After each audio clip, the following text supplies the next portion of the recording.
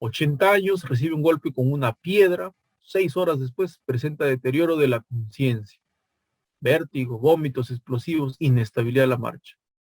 El examen presenta un deterioro progresivo del nivel de conciencia, midriasis paralítica derecha. Radiografía de cráneo, una fractura de hueso parietal. Entonces habíamos mencionado pues de que intervalo lúcido, que se asocia a una fractura, anisocoria. Esto pues es un hematoma epidural, ¿no? Cuadro clínico característico de un hematoma epidural. Muy bien, la clase siempre respondiendo correctamente, la alternativa B. Debe recibir tratamiento quirúrgico inmediato los hematomas epidurales ubicados en fosa posterior, en fosa temporal, en piso anterior, en fosa parietal. Ya.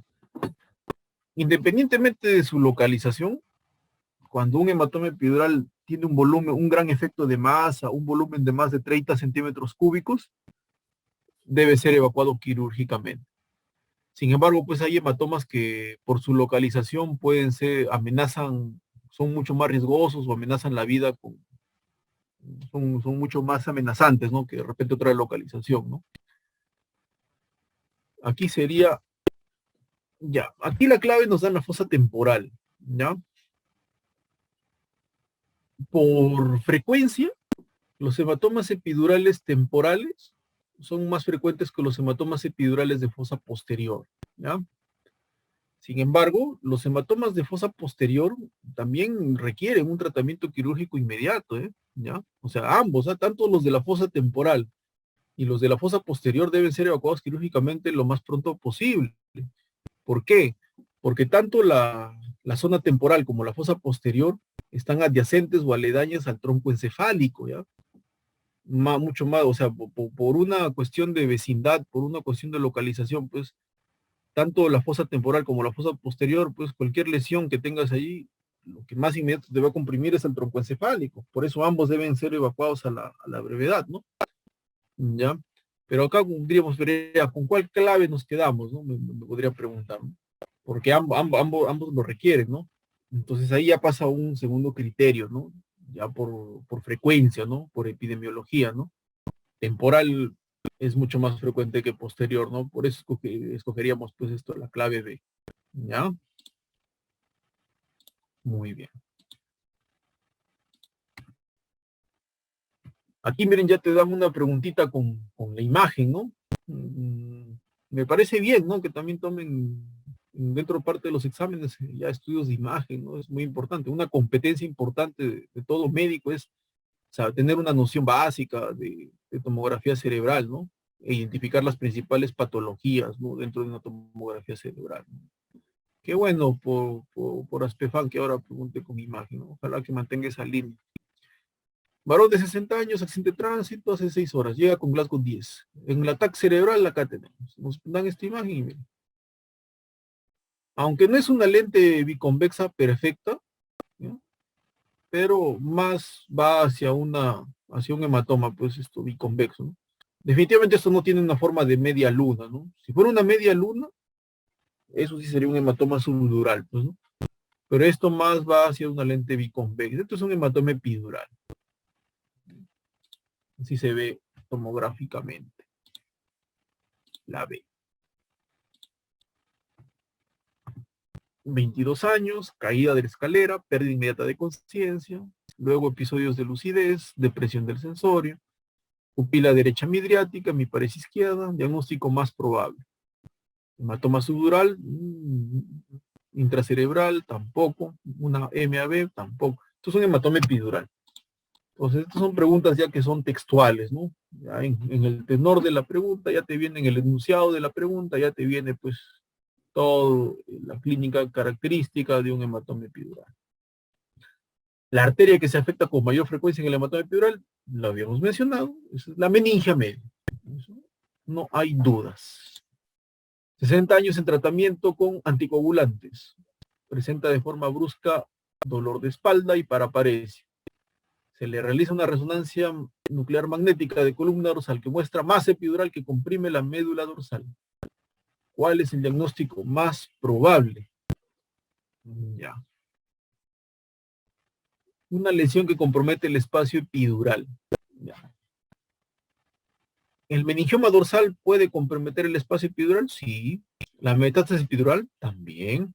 ¿El hematoma epidural? También. ¿El absceso epidural? También. Pueden ser lesiones. Todas estas cuatro pueden ser lesiones epidurales. El infarto medular, eso no. Eso sí no es una lesión epidural. Esa es una lesión intrarraquídea.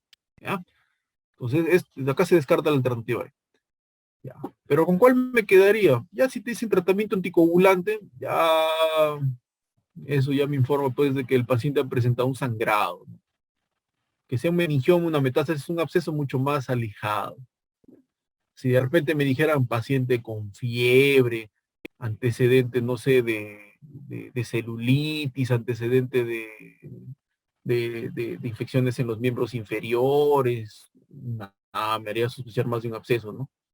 O de repente que progresivamente presenta esto, pérdida de fuerza, antecedente, no sé, de mieloma, antecedente de cáncer de mama, cáncer de próstata, no sé, etcétera. Ahí sospecharé pues que es más sería una etiología neoplásica, pero con ese antecedente de un anticoagulante, forma brusca, y ya te dicen que acá hay una masa epidural que comprime, eso es un hematoma epidural, raquídeo, hematoma epidural raquídeo. Muy bien. Ahora pasemos a hablar de los hematomas subdurales. ¿Ya? Los hematomas subdurales, a diferencia de los hematomas epidurales, es un sangrado venoso. ¿Ya? Pero un sangrado venoso no de los senos venosos durales. ¿Ah? ¿Ya? Recuerden de que a veces, los senos venosos durales pueden producir hematoma epidural, ¿no? En un pequeño porcentaje. El sangrado venoso de los hematomas subdurales se produce en las venas puente, o sea, en las venas que comunican las zonas corticales o que drenan las zonas corticales hacia los senos venosos durales. Esas venas puente que existen en ese espacio subdural son las que pueden producir un hematoma subdural. ¿Ya? Y característicamente tienen la forma de media luna. Una media luna se observa en tomografía, en los estudios de imagen. Pueden ser agudos, ¿ya? Cuando es totalmente hiperdenso.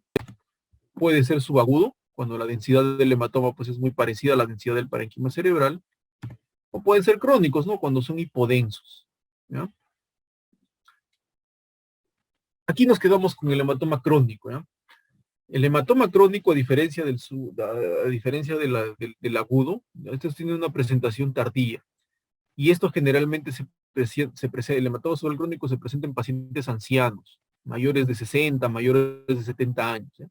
Que tienen como un antecedente, cuando uno hace la anamnesis, tiene un antecedente de haberse golpeado la cabeza hace un mes, hace 2 meses, hace 3 meses. Tienen ese antecedente. ¿Ya?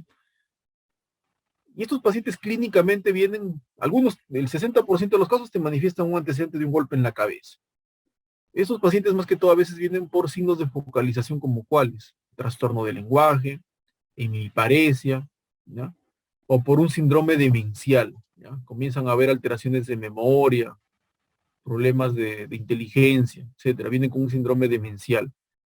Si ustedes tienen un paciente anciano con antecedente de golpe en la cabeza, que viene por un síndrome demencial, o viene por una hemiparesia, o vienen por algún tipo de afasia, sospechen como primera posibilidad un hematoma subdural crónico. ¿Ya?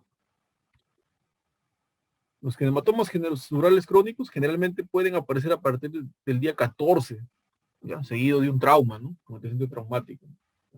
A diferencia de los agudos, ¿no? Que esos sí son inmediatos, ¿no? ¿Ya? Los hematomas subdurales agudos, esos sí son, como su mismo nombre lo dice, son agudos, son inmediatos. Pero la diferencia clínica respecto a los hematomas epidurales es que una vez producida esta lesión, el paciente presenta deterioro progresivo del nivel de conciencia. Aquí no hay intervalo lúcido, ¿ya? Aquí no hay intervalo lúcido. El paciente se accidenta, no recupera conciencia, o de repente se accidenta, está en estado en Glasgow 15 y de ahí comienza a deteriorarse progresivamente desde que sucede el accidente. No hay intervalo lúcido. ¿Ya? Esa es la diferencia clínica con un hematoma epidural. ¿Ya? Puede producir también enclavamiento, por supuesto. Puede producir herniación uncual, claro que sí. ¿Ya? Puede producir hemiparesia, puede producir midrial, también, claro que sí. Pero la diferencia clínica radica en de que estos sí producen deterioro progresivo. No hay intervalo lúcido en estos pacientes, ¿no? Muy bien. Alcohólico, 60 años, contusión frontal izquierda, accidente de tránsito, alteración de la conciencia, Glasgow 13, coágulo brillante con densidad mixta en forma de media luna. Entonces, esto vendría a ser un hematoma subdural. Pero nos dicen acá subdural crónico o subdural agudo. Densidad mixta. Recuerden de que los subdurales crónicos, la densidad es hipodensa, ¿no?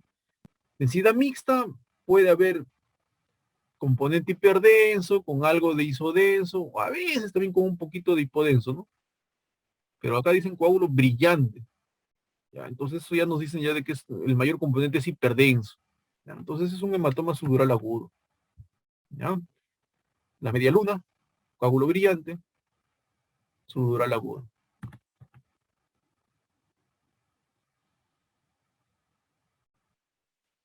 Doctor, ¿cuál hematoma se puede reabsorber espontáneamente? Nos preguntan aquí. Gregorio Benítez. Cualquiera de los hematomas, epidural, subdural, HCA, intraparenquimal, pueden reabsorberse espontáneamente, ¿eh? Cuando son pequeños, cuando tienen un volumen menor a 15 cc, pueden reabsorberse espontáneamente, ¿eh? Algunos hematomas que no precisan tratamiento quirúrgico, ¿ya? Se reabsorben espontáneamente. Después de más o menos un mes, 2 meses, uno le hace una tomografía y ya el hematoma se ha reabsorbido, ¿no? Sufre un TEC catalogado como moderado, le solicitan un TAC media luna hiperdensa. Ya, media luna hiperdensa, entonces un TEC moderado, ya, eso es un hematoma subdural agudo. Ahora, ¿pero qué nos preguntan acá? Lo más probable es que el sangrado se deba a una ruptura de vaso arterial. No, eso es falso, porque esto sería un hematoma epidural. El manejo puede incluir craniectomía más drenaje de sangrado. Sí, por supuesto. Sí. La sangre se ubica entre el córtex y la dura madre. Sí, verdadero. La clínica aparece y va incrementándose paulatinamente. Verdadero. Ya, eso es verdadero para el hematoma subdural. Y lo más frecuente es que se ubique frontotemporalmente. Eso también es verdadero. Aquí la respuesta incorrecta vendría a ser la alternativa A. Lo más probable es que sangrado se deba a ruptura. Eso es falso, ¿no? Eso correspondería más para un hematoma epidural. Muy bien. 50 años, varón, 3 meses. Mira, hace 3 meses, ya te dicen, sufrió un TEC moderado. Fue evaluado y dado de alta sin sintomáticos. Desde hace 2 días presenta tendencia al sueño. A la fecha lo traen en emergencia en estado de coma. Está en Glasgow 7, glicemia normal. ¿Cuál es el diagnóstico más probable? A ver qué responde aquí la letra B. Ya, todo esto que hace 3 meses sufrió un TEC ya con ese antecedente, y ahora regresa después de 3 meses con tendencia al sueño, estado de coma, ya eso es un hematoma subdural crónico. Ya, eso tiene toda la característica. De repente quizás lo único que no encajaría es 50 años, ¿no? No es usual que se presenten varones de 50 años. A partir de los 60 es lo más frecuente, ¿no? Pero ya con ese antecedente de que hace 3 meses sufrió TEC, ¿sí? Y después de esa fecha lo traen, ya eso es un hematoma subdural crónico. Hematoma epidural, no, eso no es un hematoma epidural. Desorden cerebrovascular, mm, tampoco. Si me dijeran desorden cerebrovascular sería pues de que paciente, el inicio súbito, ¿no? Paciente hace 1 hora, trastorno del sensorio. Ah, bueno, diferente, ¿no? Meningoencefalitis, no, no va por ahí tampoco, ¿no? Ya, aquí lo que más me guía es el antecedente del TEC hace 3 meses, ¿no? Entonces esto sería un hematoma subdural crónico. Pero no te mencionan ahí en la clave hematoma subdural crónico, solo dicen hematoma subdural. Esa sería la alternativa, ¿no? 75 años, pérdida de conciencia progresiva, no moviliza en mi cuerpo derecho, antecedente de alcoholismo crónico y varios episodios de golpes en la cabeza. Entonces, es un paciente que necesita un casco, pues, ¿no? Se para golpeando la cabeza, entonces sus familiares deben conseguirle un casco. TAC cerebral, imagen de media luna. Eso sería un hematoma subdural crónico, ¿no? ¿Ya? No está en la alternativa subdural crónico, pero te menciono aquí solamente hematoma subdural. Esto no sería un hematoma epidural, pues mucho menos un intracerebral. Y una hemorragia subaracnoidea tampoco, ¿no? Sería un hematoma subdural, la alternativa C. Adolescente de 15 años ha recibido un trauma craneal en un accidente de tránsito. Nada más que ha recibido, presentó, ¿no?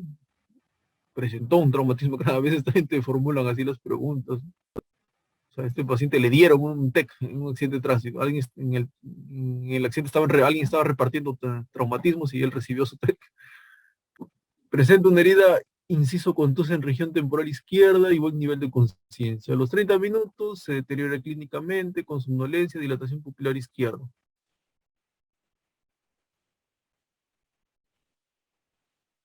Ya, ¿cuál sería acá el incorrecto? Por todas las características que aquí nos mencionan, esto es más compatible con un hematoma epidural, ¿no? Todo eso miren, acá hablan incluso de un intervalo lúcido, ¿no? Tenía un buen nivel de conciencia y 30 minutos después comienza a deteriorar. Esto es un hematoma epidural. Entonces acá nos piden la incorrecta. Debe realizarse un ataque de urgencia, ya que es probable que presente un hematoma epidural, ya eso es verdadero. Los ancianos, ya que tienen la duramadre más adherida al hueso, no suelen presentar hematoma, eso también es verdadero, ¿ya? Conforme pasan los años, la duramadre tiende a adherirse al periósteo, ¿ya? Al periósteo de la tabla interna, ¿no? Entonces, es inusual que presenten hematomas. ¿Pueden presentar hematomas epidurales? Sí, pueden presentar también los ancianos, pero es inusual, ¿ya? El hematoma se ha producido por rotura de la arteria meningia media, por supuesto, un hematoma epidural, meningia media. ¿Debe realizarse tratamiento quirúrgico urgente? Por supuesto, sin duda, pero nos piden la incorrecta.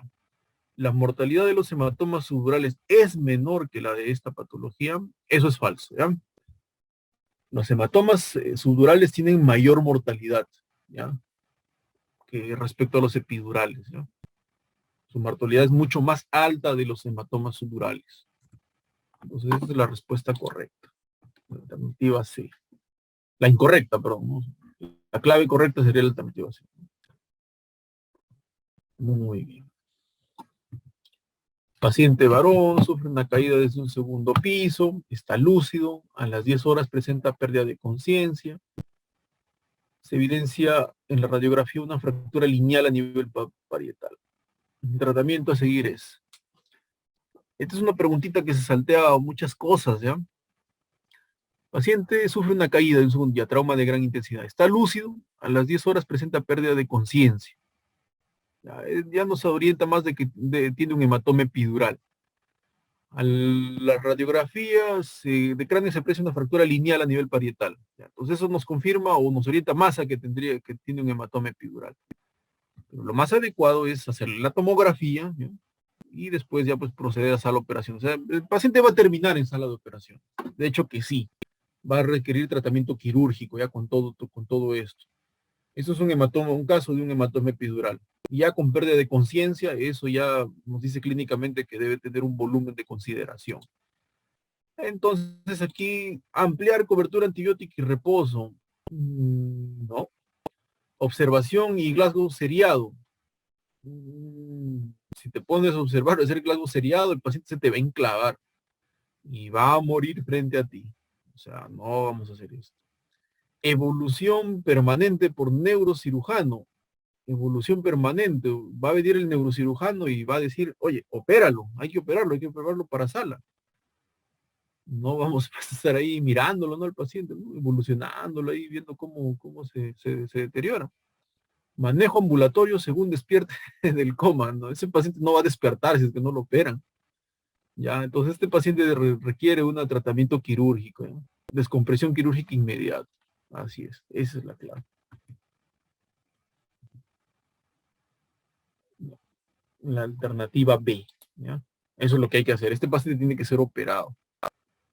Hay que hacer una descompresión quirúrgica, hacer una craniotomía, evacuar el coágulo y descomprimir pues todo el parénquima cerebral que estaba aplastado por dicho coágulo, ¿ya? Y tiene que ser inmediato, tiene que ser lo más pronto posible.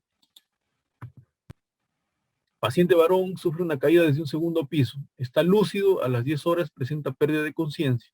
En la radiografía de cráneo se aprecia una fractura lineal a nivel parietal. Esta es una pregunta muy parecida a la anterior, ¿no? Tiene todo el cuadro característico de un hematoma epidural. Entonces, no muy parecida, es la misma pregunta, ¿no?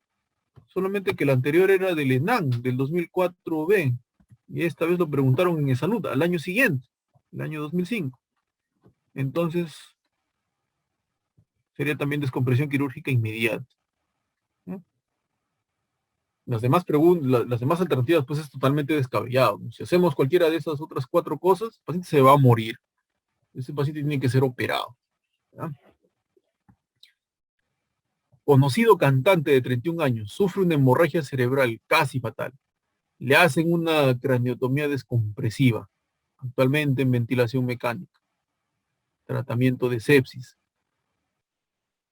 al tratamiento, poca respuesta al tratamiento, pronóstico muy malo. ¿Cuál es la conducta más adecuada en este caso? Ya para que a este paciente le hayan hecho una craniotomía descompresiva, ya eso significa que eso lo han hecho en un hospital de alta complejidad, ¿ya?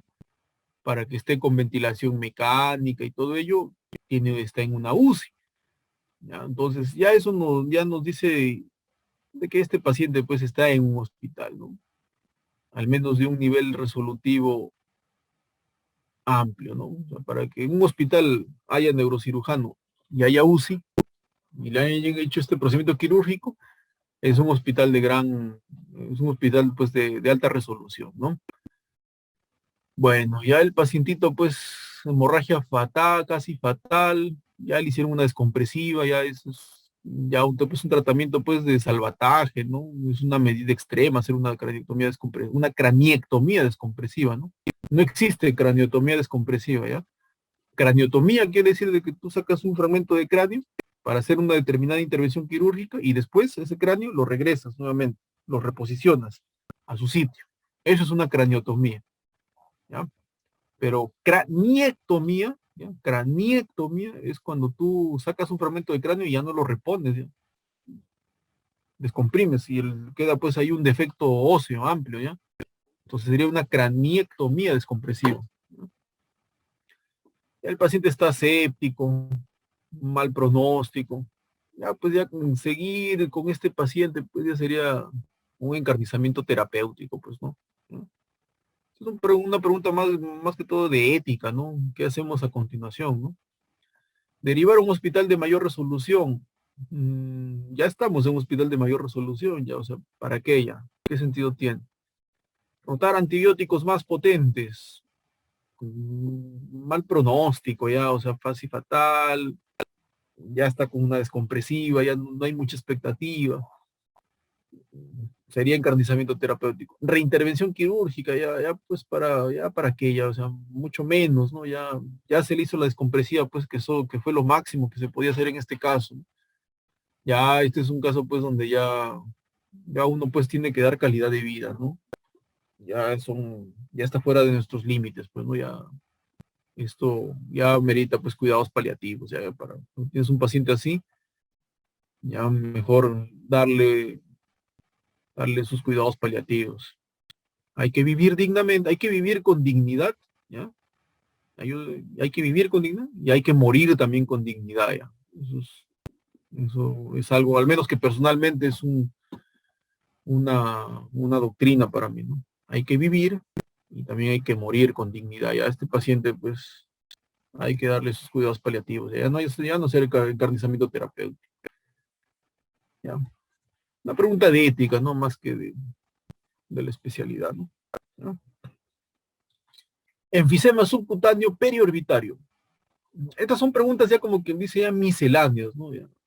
Como ustedes habrán podido ver, lo más preguntado es Glasgow y hematoma epidural. Entonces, en líneas generales, eso es lo que más preguntan. Miren, la gran mayoría de preguntas que hemos revisado hasta ahora han sido más sobre el Glasgow y sobre el hematoma epidural. Entonces, eso tienen que revisar, ¿verdad? Eso tienen que aprenderlo al revés y al derecho. A ver, ahora hay una pregunta miscelánea por ahí que soltaron, ¿no? de esas rebuscadas, ¿no? Que siempre vienen por ahí en todo examen, ¿no? Enfisema subcutáneo periorbitario es un signo que se presenta con mayor frecuencia en la fractura orbitaria que compromete pared medial, techo, pared lateral, piso y vértice. Ya. Para que haya enfisema subcutáneo quiere decir de que hay aire. O sea, hay aire en el espacio periorbitario. Entonces ahí planteemos, ¿no? Si hay aire en el espacio, ¿por dónde ha entrado ese aire? ¿De dónde viene ese aire? Recordemos de que la órbita tiene un techo que está formado por el hueso frontal, ¿ya? Tiene una pared lateral que está formada también por parte del hueso temporal, por parte del hueso cigomático. Tiene un piso que está formado por el maxilar superior y tiene una pared medial, ¿no? Que está formado por parte del hueso frontal, por el etmoides, también por parte del hueso maxilar, etc. ¿No? Entonces, aquí uno se pone a analizar, ¿no? Enfisema subcutáneo, aire. ¿Qué cavidades craneales o podemos tener de que contengan aire en el cráneo? Entonces, número 1, los senos paranasales. Número 2, las celdillas mastoideas. ¿Ya? Entonces, para que se haya metido aire, tiene que estar esto relacionado con los senos paranasales. ¿Ya? De esos componentes de la órbita, solamente la pared medial y el piso tienen relación con los senos paranasales. ¿Ya? La pared medial tiene comunicación, o mejor dicho, tiene relación por vecindad con los senos etmoidales, ¿no? Y el piso tiene relación con con el seno maxilar, ¿no? Con el seno paranasal maxilar. ¿Ya? Muy bien. Entonces, definitivamente el techo y la pared lateral no tienen relación con los senos paranasales, y mucho menos el vértice tampoco. ¿Ya? Entonces, para que haya enfisema, no es por una fractura del techo, no es por una fractura de la pared lateral y no es por una fractura del vértice. Nos quedaríamos con la pared medial y con el piso. ¿Ya? Ahora, entre estas dos está la clave. Ahora, ¿será la pared medial o será el piso? ¿Cualquiera de las dos te puede producir enfisema subcutáneo? Sí, puede ser que cualquiera de las dos te puede producir enfisema subcutáneo, porque al fracturarse puede, pues, haber comunicación con el seno paranasal y por consiguiente desarrollar enfisema.